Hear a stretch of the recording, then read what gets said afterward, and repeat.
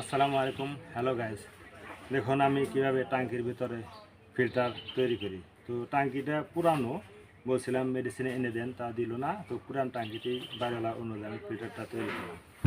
দেখুন কিভাবে আমি ফিল্টার তৈরি করি এবং ফিটিং করি। তো এখানে 15 ইঞ্চি করে তিন তিন পিস পাইপ নিয়েছি, 4 ইঞ্চি ফিল্টার পাইপ।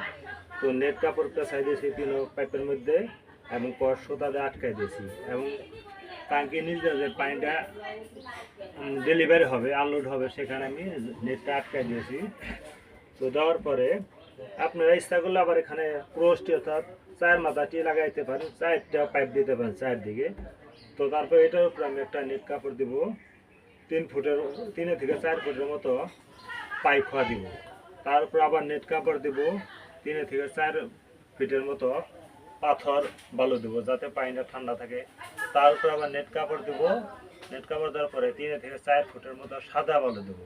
বালুটা যাতে ঝরঝরা এবং সুন্দর হয়, পরিষ্কার হয়। তারপর আমি এখানে পানি দেবো। পানি দেওয়ার পরে দেখা যাবে পানিটা সুন্দর মতো ফিল্টার হয়ে বের হয়ে যাইতেছে।